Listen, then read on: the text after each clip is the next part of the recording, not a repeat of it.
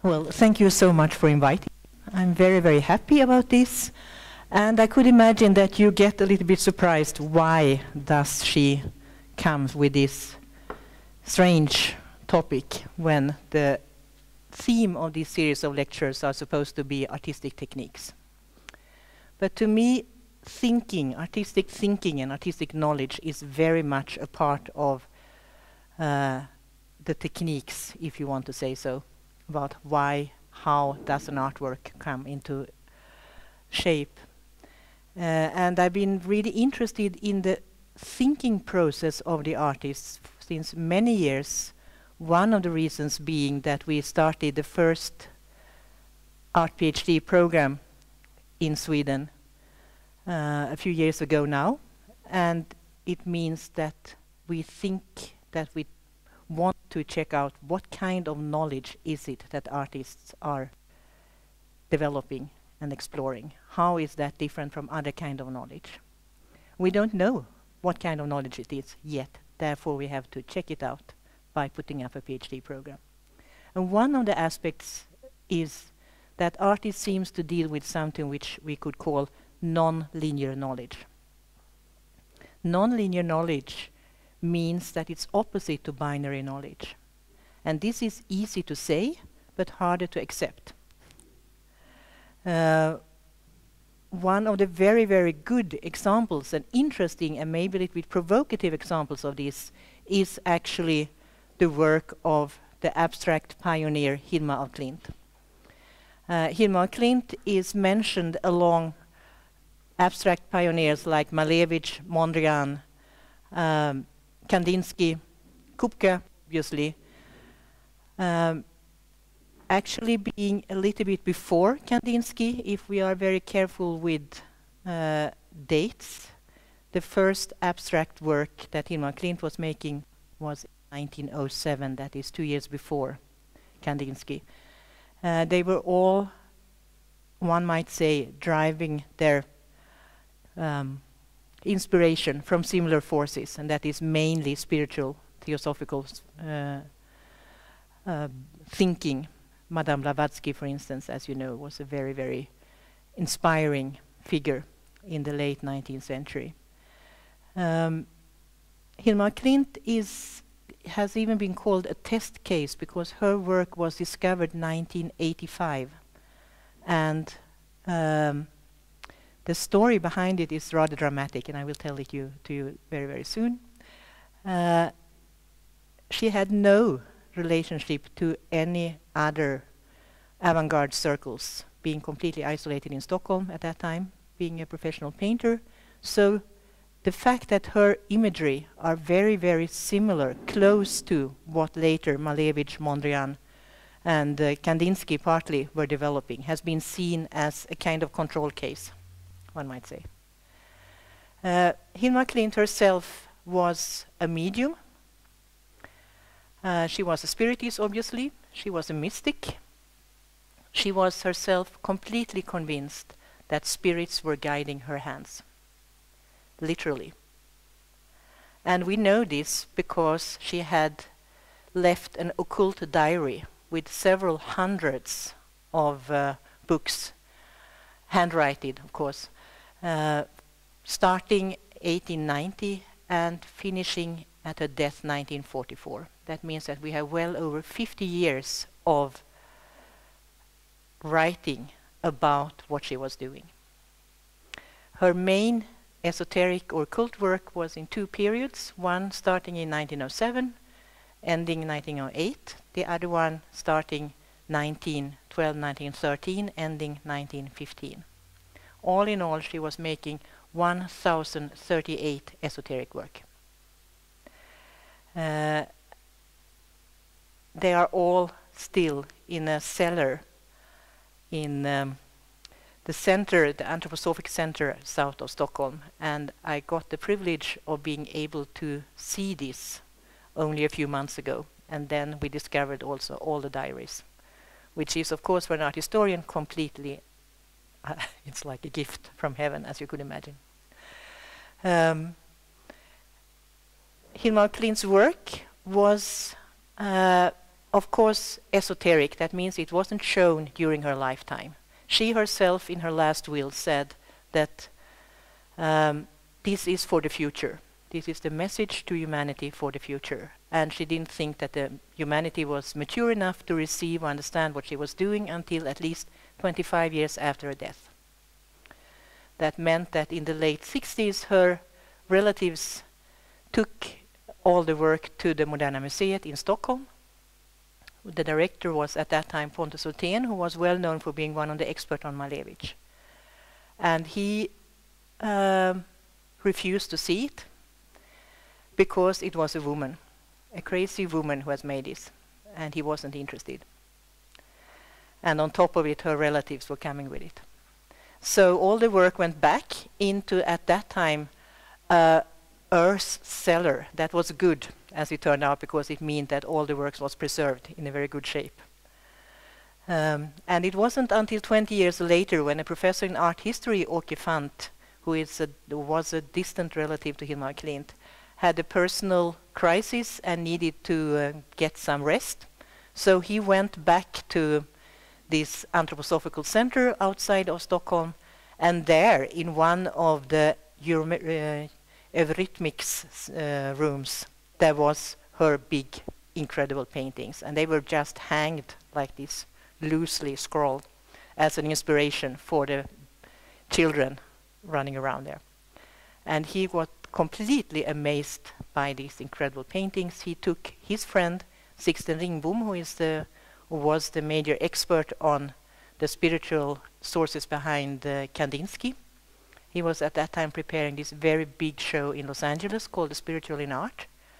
And he got completely amazed and brought, in the last moment, a few of Hilma Klint paintings to this, The Spiritual in Art in Los Angeles. And there it caused a sensation. People had never believed that something like this existed. And there was even a big conference there when they were discussing, of course, this, and then there was one very renowned expert. She remained silent all the time, and then finally they asked her, well, what would you say is the outcome of this big event? It was, I mean, The Spiritual in Art is a very, very big show. And then she said, there is one outcome, and that is Hilma Klint. Hilma Klint's work has been shown in, I think now it is 30 international exhibitions. Still, there is only one book being written about her work, and that is in Swedish from Åke Fant, the man who discovered her. There is one PhD being made about her, and nothing else. And you cannot see her work. They are still all in this basement. And we will get back to that maybe a little bit later on. But now I guess you are quite curious on what is this.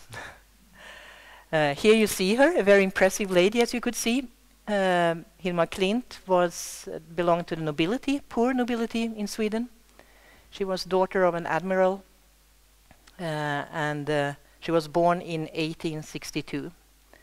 She died in 1944. She was reported having mediumistic talents already as a child, as a young girl, 10, 11 years old, something like that. And she was also known to be artistically talented. So she was put to the Art Academy in Stockholm to train as painter from 1880 to 1885. And this means, of course, for a young woman at that time to decide that you would like to be a professional painter wasn't as common as it is today. So she was, of course, recognized for having a talent. But as you could see, this is one of her exoteric paintings. This is one of all the landscape paintings that she was doing. That she was good. She was painting in the style of the 1880s, realistic paintings. But she wasn't extraordinary. I mean, good, detailed. She was known to being a mathematician, having a very clear mind, interested in science, having a dry sense of humor, and being quite impressive as a person. Meanwhile, she was also a medium. And she founded or made a small group around herself, which was called the Friday group. And this Friday group with 5 women, apart from her, they were meeting, having seances every Friday throughout at least 20 years. And there, of course, Hilma was the center. I will come back to the Friday group soon, but this is the first painting she was doing as a medium. This one is from 1907, and it's called Primordial Chaos, Urkaos in Swedish. It's from group 1, from the series WU, which is called The Rose, and it's made in November 1906. It's 50 by 38 centimeters, and those of you who are familiar with early abstract art knows that this is really early. Of course, she had a message which is in a spiritistic message about this work too. And she says about this particular one that fire is the fundamental force through which everything emanates. Water is the supplying phase of the fundamental forces. Earth is the material of life, air at its bridge.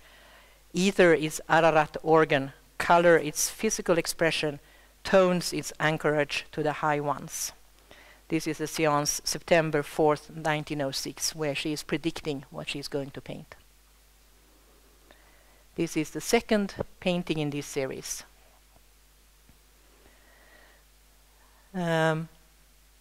All these seances happened in this room.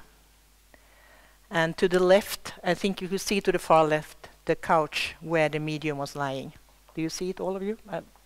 Here it is.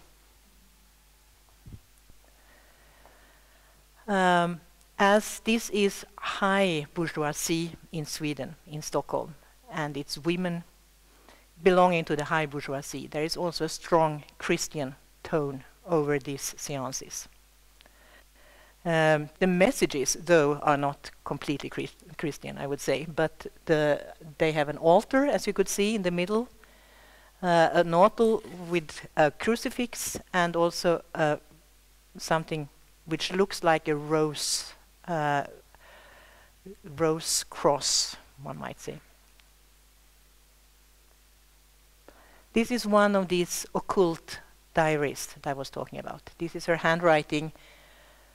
You could see here the date. And then it says, of course, in Swedish, it's a report of what the medium is saying. So here it says that it was spoken about the guru, the 7 scent ascets and vestals that I was not allowed to get approach to. It was said that SLN, etc., etc., that's the members of the Friday group, and Hilma were called for to endure a very sharp criticism between them.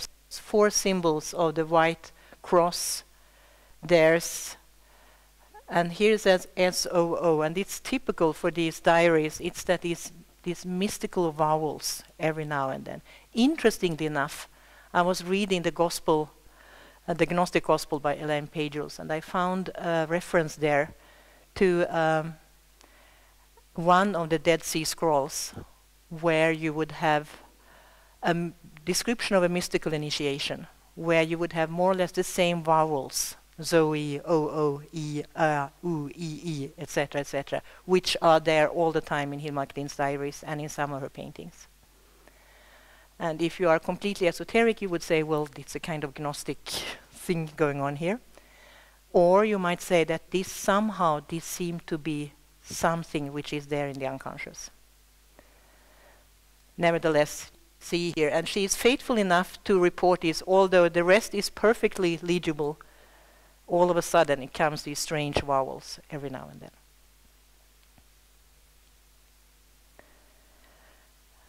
There was another artist, Swedish artist at the same time. You know, Spiritism was quite common during these days. let's say that in the second half of the 19th century, what people were doing was that they were trying to understand forces behind the obvious forces.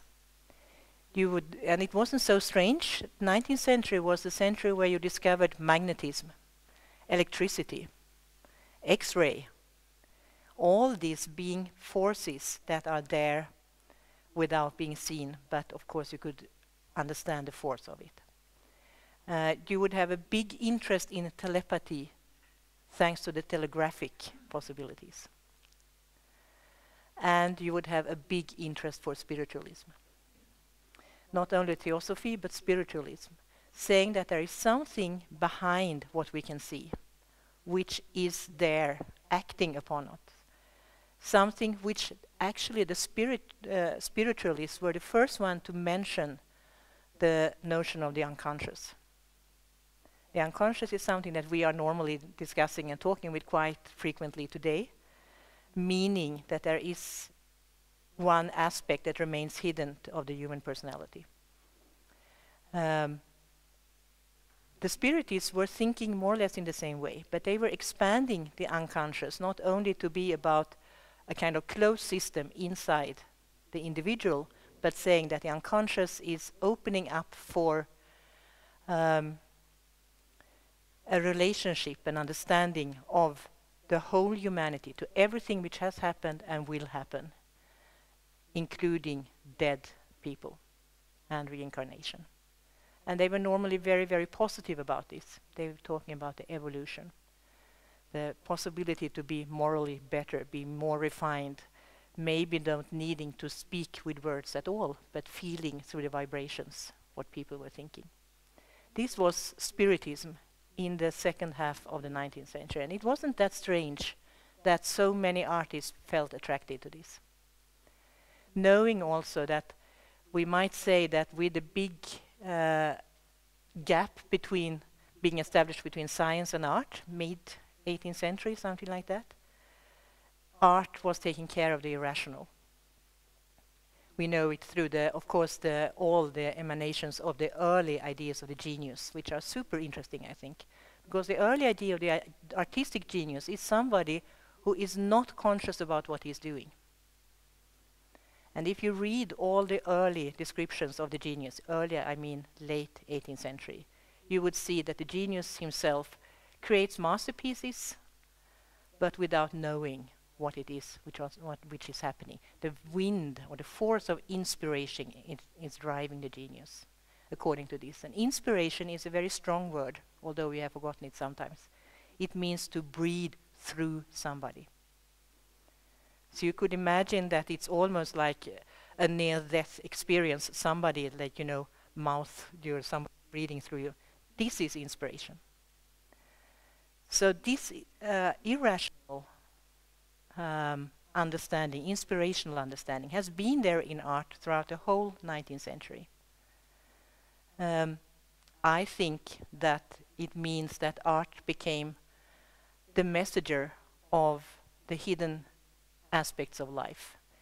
It was taking over this from religion. And that meant that somebody like Hilma Klint was identifying herself as a medium, as a mystic, but not necessarily as an inspired artist. Why? Well, I would say that this is because the role of women at that time wasn't exactly in favor of artistic female geniuses. It's a very simple explanation, but I think it's true. There was another male really interesting painter called Ernst Josephson in Sweden. He was also got messages from the spirits. In 1888, he was doing these spiritual protocols where he was a secretary to Emanuel Swedenborg, another famous mystic. We see one of the protocols here. He got contact with, during one night, one single session, he got contact with 188 spirits. And he made these drawings of each spirit that he met with.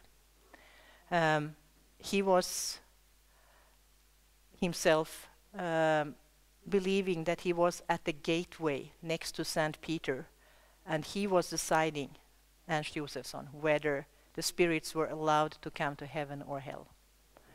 And therefore he made one drawing of each of the spirits coming up. This particular drawing comes from his father, who had died when the artist was a little boy. And you could see this scribble here, it's Swedenborg. This is Ernst Josephson. So he's still able to have some kind of control over what he's doing. Soon he will lose that control, unfortunately, and become mentally ill. This is his mother, who also died only a few years before this breakdown, as it turned out to be. And it says here, "My beloved son, finally I found you." This is another guy. When you see the face upside down, it means that they are going to go to hell. And this is a bad guy. And he is giving his confession here, and is, of course, repenting what he's doing. And he's a very bad guy, as you could see. And then, after this big breakdown, it was in a small fisherman's hut in Bretagne, 1888. Swedenborg was, interesting. Josephson was carried home to Sweden and regained some, he wasn't in a psychosis any longer, but he would never really understand who he was before the big breakdown. This is a self-portrait. Interesting enough, before this he never made self-portraits. After the collapse he only made self-portraits, almost. And here it's a self-portrait with himself as the god of sun. And it's a very, very beautiful, I think, drawing. And Josephson's work were very, very influential for Swedish young avant-garde artists when they saw them in the early 20s. This is another one called Gåslise, around 1890. Hilma Klint, there was a big show organized by Ernst Josephson's friends at the Art Academy, where Hilma Klint was having her studio. So she saw this work, and this was discussed a lot, of course. People were really afraid of the forces within spiritism. What is happening when you leave over yourself completely to the ghosts or the spirits? So she knew quite a lot about this. And one of the reasons why she was very, very careful all her life to preparing herself, typically as a mystic, by fasting, by making sure that she was always in company with others when she was entering and exiting these mediumistic phases, was probably that she was very afraid of the forces and wanted to keep mentally sane, quite simply. Another artist that we know that she actually saw and thought was interesting was Edvard Munch, who also had a show at the Art Academy in Stockholm. And this one is an interesting work. It's because Munch, I was sitting one summer and going through what Munch has been writing himself. There it's all collected down in the basement at the Munch Museum. It's well over 10,000 pages written by Munch. And actually a lot of them are about spiritual aspects. And it seems as if Munch was a spiritist. One of the things he is asking is, are there spirits? And he said, yes, there are spirits. And you could sense the spirits through finely tuned nerve threads. And this is actually what we are seeing here. The hair of the girl is transformed into kind of waves, which are connecting with the sad boy to the left, who has, of course, a pain in his heart.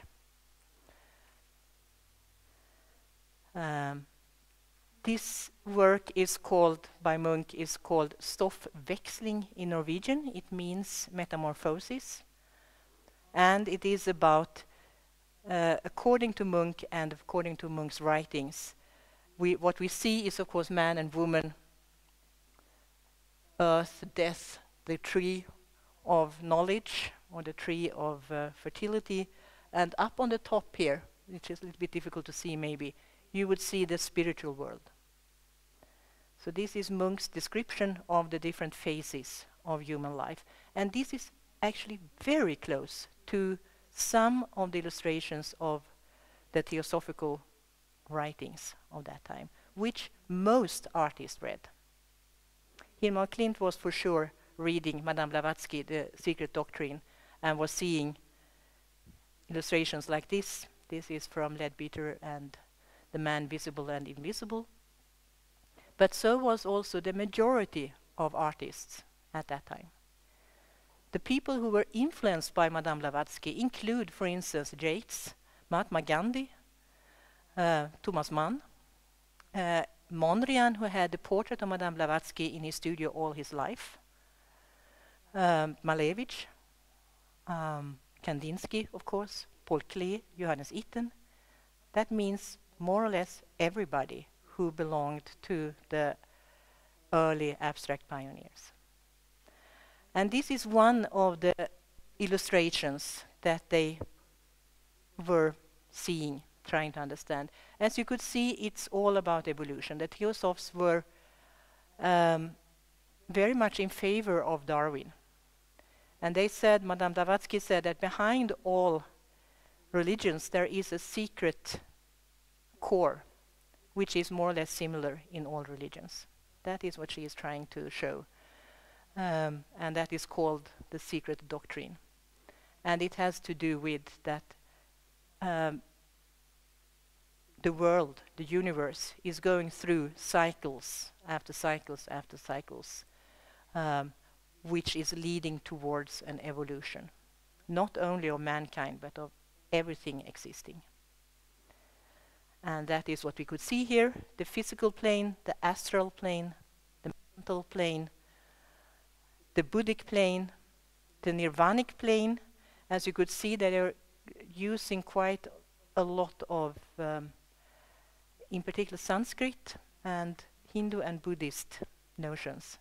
And then you would have the Paranirvanic plane and the Mahaparanirvanic plane, which is not there yet. That's why you cannot see anything in those lines. This is, I think you know what this is. This is the aura. Something which, for instance, Walter Benjamin was very influenced by, as you know. And this strange aura, this is an illustration, again, from Leadbeater's Man Visible and Invisible, was supposed to be seen, or possible to see, by specifically sensitive persons. And in this aura you could see how a person was. Not only the physical gestalt, but the spiritual condition of this person. And actually I know that still you could, I mean even today you could get aura photographs. A friend of mine got it, so I know that it's still around here. But the idea behind it is, of course, what Annie Besant is describing as thought forms. Thought forms is actually the very first beginning of abstract art. And you might say that abstract art is a kind of thought form. And it meant that Besant and Leadbeater and the Theosophists, they thought that they would be able to actually see the abstract thought. This is called high affinity, for instance. And now the light is not the best, so it looks a little bit dirty, but it's actually pure pinkish red, this pure affection. And they even had this kind of color schemes, one might say, which is showing the connection between a color and the affection. And those of you who have read Goethe, you know about this, and those who have read Kandinsky knows about it. Those who read Bauhaus theory knows that this is actually the patterns that they were following. And even more interesting in the case of Hilma Klint is something called occult chemistry. So these are the atoms of oxygen and nitrooxygen. And this is something that Hilma Klint will later on make too. She's doing the occult, not chemistry, but physics. So she is making images of atoms of various kinds. And this is one of the schemes. I took this because it's from 1902. It was circulating, of course, in the magazines that existed at that time. One of them being called throught, or afterwards. And it has a resemblance, I think, to a DNA spiral here.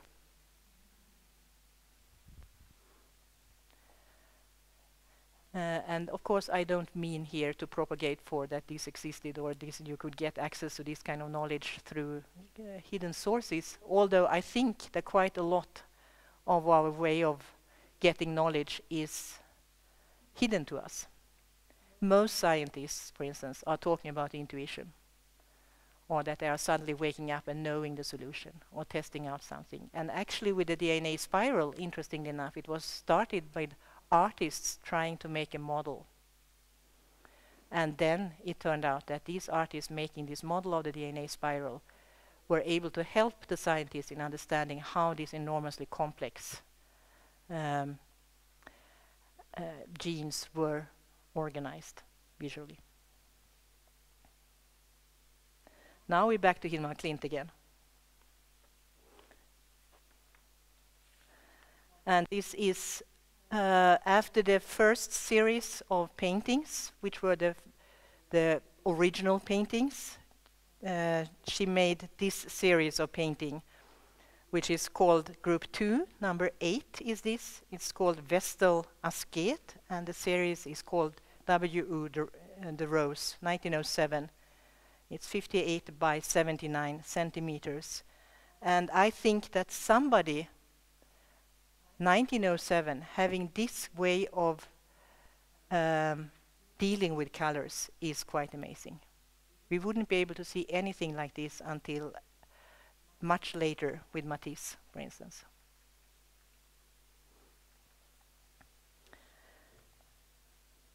She is, during this time, writing down a kind of notes on what happened. And Hilma Klint is writing down Amaliel. Amaliel is one of the main spirits that she is in contact with. Offered me a work, and I said immediately yes. It became the big work that I've been executing in my life. Amaliel answered my yes. You answered boldly. May it be as you actually said. And this is a seance which was made in 1906, the 10th of January. So you could see that she is preparing herself through the spirits of doing something that she didn't even knew that she would be able to do. She also is writing the same year, I've learned through trials. 1. Although one is calm and balanced, the truth doesn't appear completely clearly to the children of earth. 2. The fruit is not ripe until ourself is freed from all thoughts are one's own. 3. The fruit of knowledge contains good and evil things. 4. One can be strong and weak at the same time. 5. One needs a friend by one's side. 6. One cannot close one's eyes to this fact. 7. Deceitful spirits easily sneak in. And 8. Not until one masters the astral plane one can be critical enough. And what is this? Well, I would say that this is very, very close to what any creative person is saying to him or herself. It's a way of preparing for you to dare to get into something that you didn't know that you have been doing before.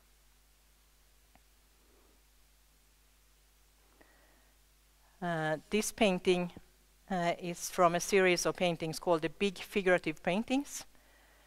And number 5, it's called The Key to This Work This Far, Group 3, Series WO, The Rose.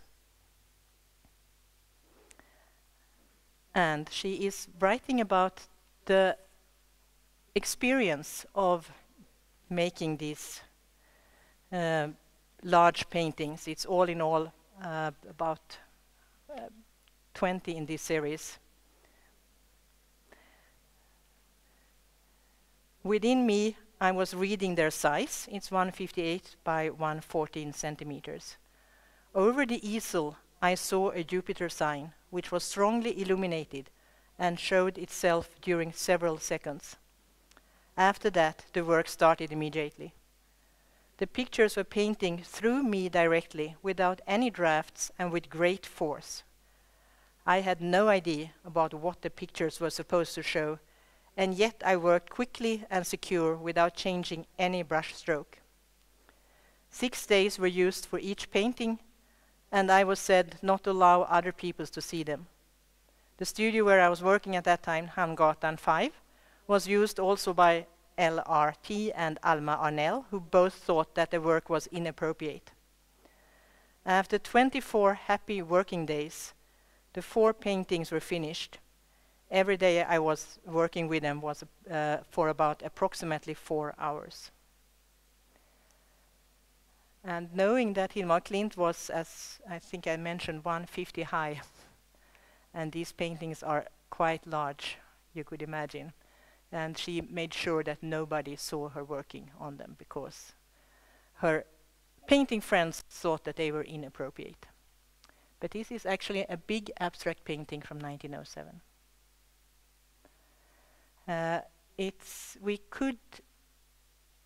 Hilma Klint is claiming that she didn't know herself what she was doing.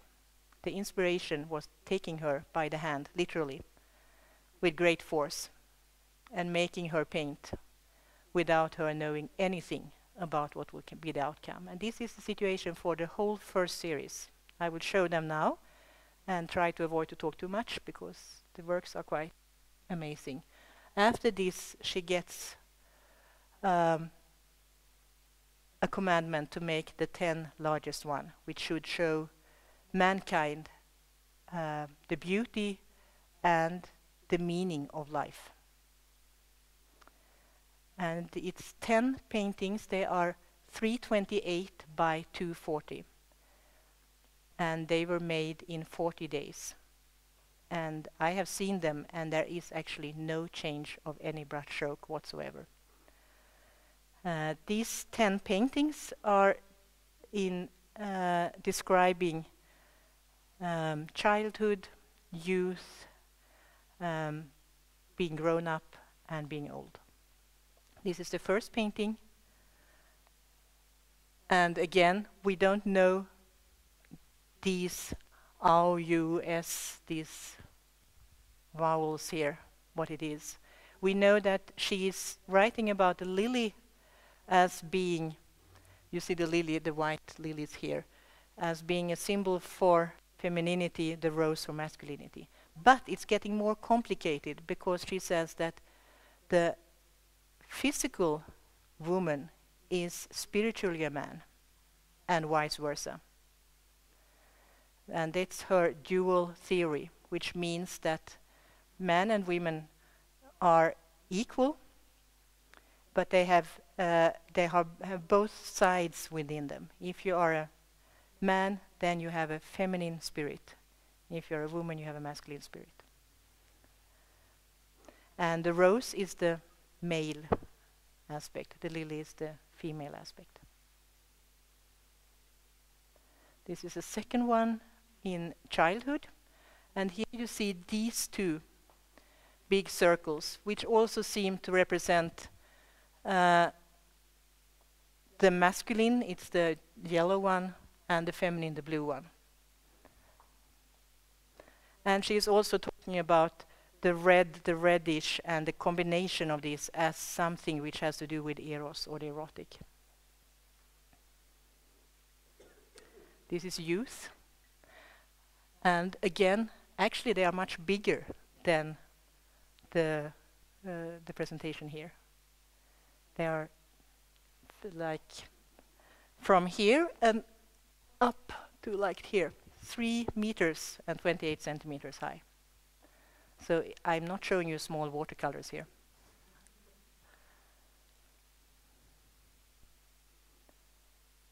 And this is also youth. And this is specifically supposed to be about finding the erotic force of life.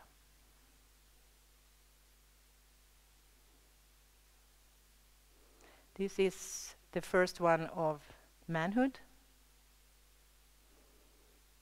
And again you see this strange, she is supposed, in her diaries she's saying, I was supposed to paint the 5-petal rose, which is supposed to be very, very sacred, in the top.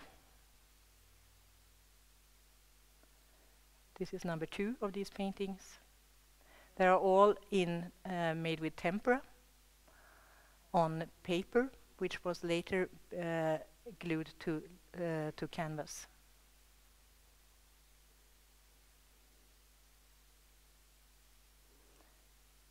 This is the number 8.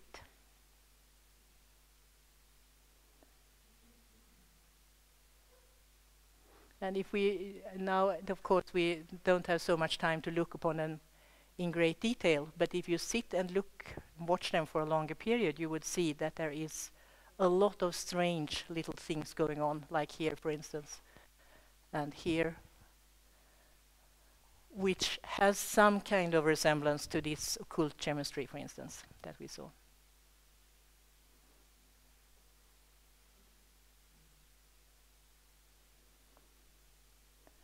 Now this is number 8.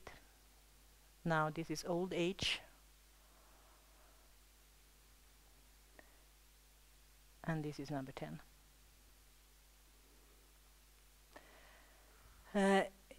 Hilma Klint was completely alone on this. She didn't dare to show them even to her friends in the Friday group.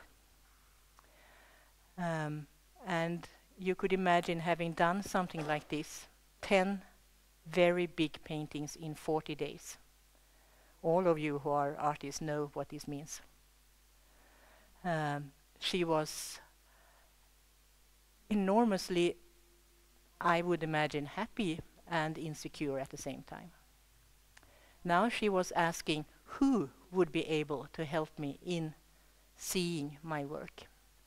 Traditionally, you say, well, Hilma Klint actually didn't understand her own work. I don't think that's the situation, because you would have all the diaries showing that she knew quite well what she was doing. But she needed, of course, a response. And then she invited Rudolf Steiner, who was actually in Stockholm, to her studio to see what she was doing. And the result was almost a catastrophe, because he said that she was not allowed to have direct contact with the spirits. And what she was doing was, according to the anthroposophic thinking, wrong. And in particular, this painting was something that he didn't like. And that was because the male and female figures seemed to be on the same stage in evolution. And he said that that is wrong. And of course you might ask, because the result of this, I will show you a few more of these wonderful 111 paintings from the first euphoric period from 1907 to 1908. The result was that she stopped painting for 4 years. She didn't do anything, absolutely nothing.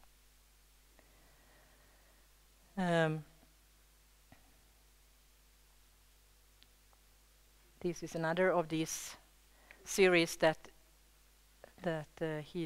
Rudolf Steiner didn't like. It's called The Seven Stars, and the series is called WUS. And all the size of all these paintings are 104 by 134 centimeters.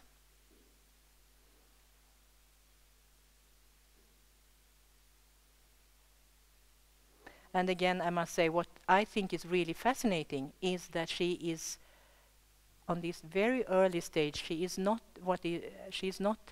distinguishing between abstract and non-abstract. It's not until the, let's say, postmodernist days that we see this way of being able to both work with abstract and non-abstract imagery at the same time.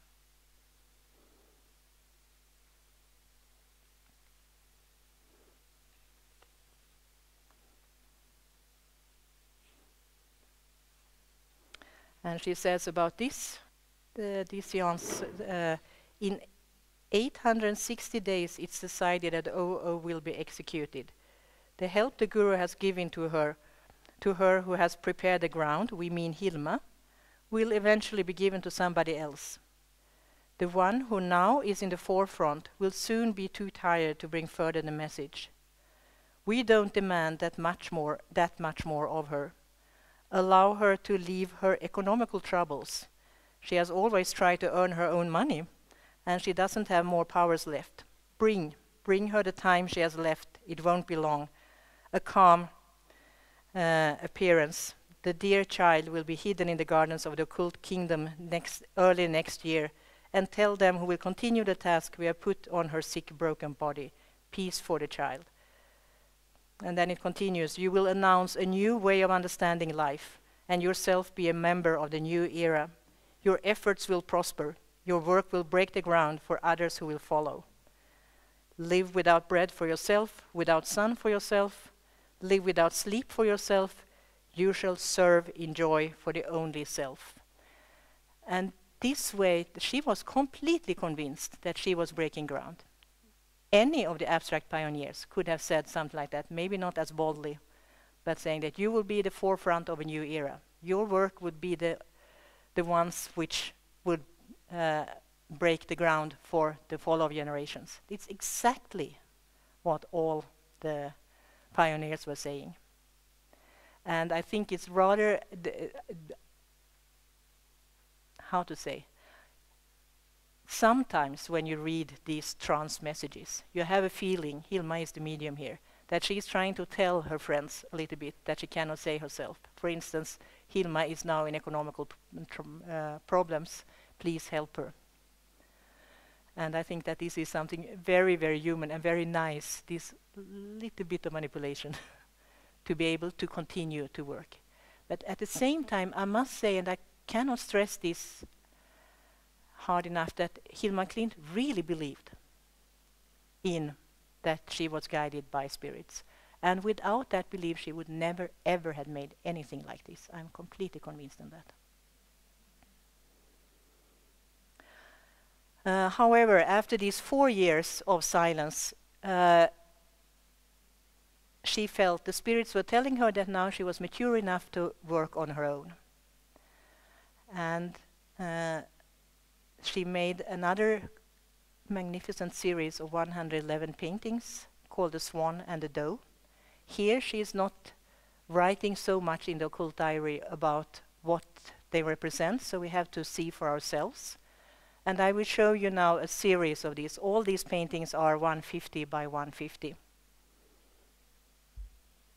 And the swans are here a kind of representation of the female-male forces in the astral life.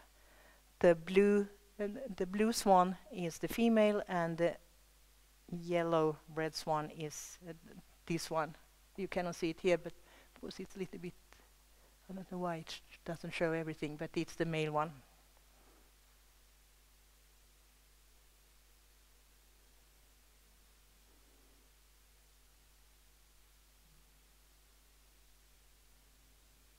And again, this is made 1914.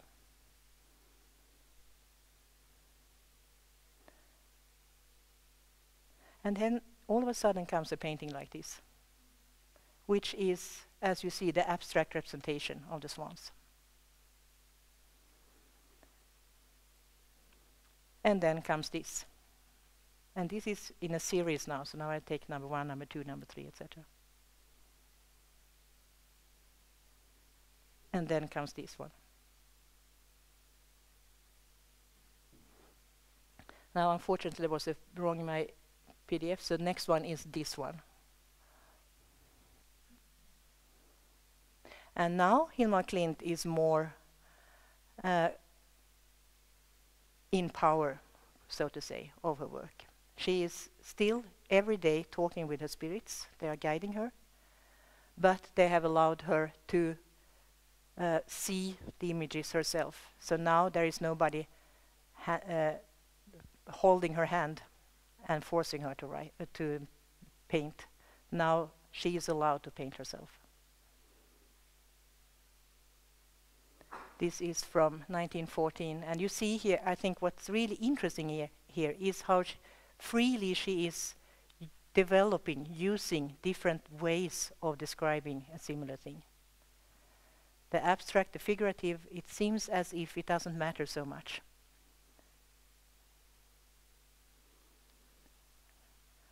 And I think also now, again, we don't see, because I think the lamp is a little bit weak, unfortunately, on the projector. So we cannot see. I try to, but because this is clear, bright red. I don't know if you could see it better if I do it like this. So get an idea. Maybe I should do it like this. I don't know if that is. If I'm holding like this, then you could get an idea.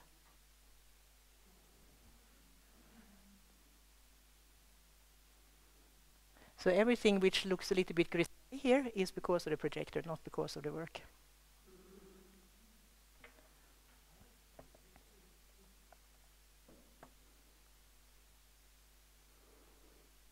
And you could see this extraordinary, as I think, maturity and freedom in the way of visually handling, conveying her ideas.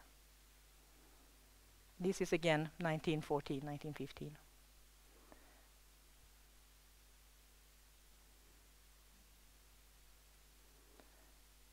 And the finishing of this long occult inspired situation was something called the paintings to the temple.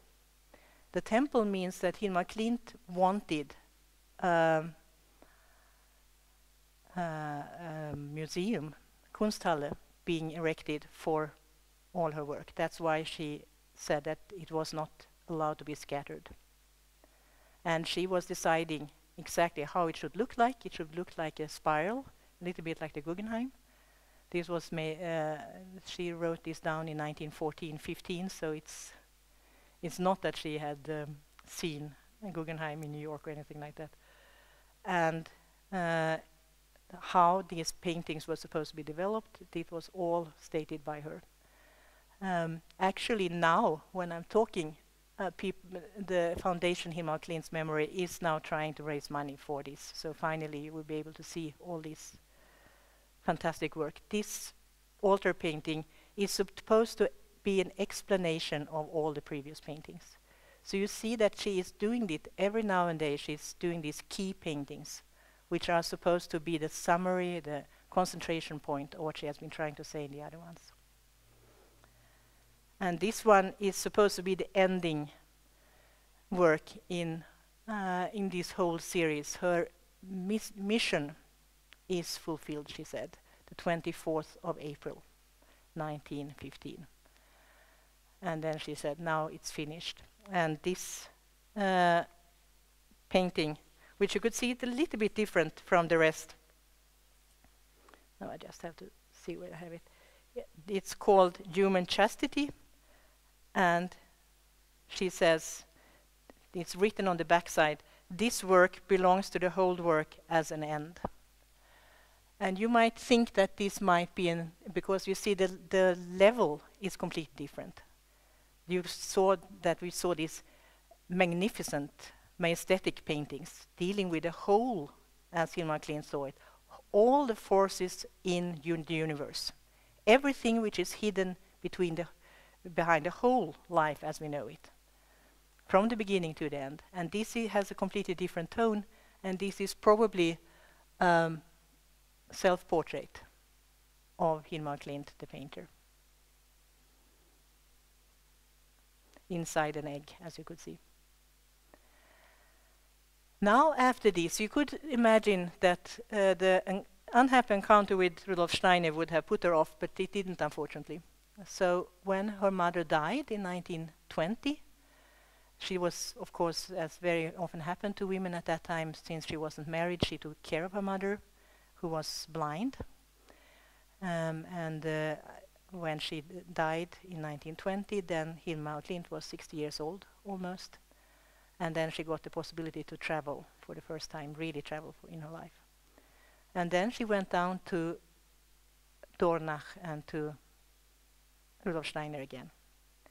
And then, for a second time, he said that she was wrong. Now, and showed the paintings, of course. And now she also made the big horror to use black. If you remember, there is black all over here. And she's not supposed to do that. And this time, she is obeying.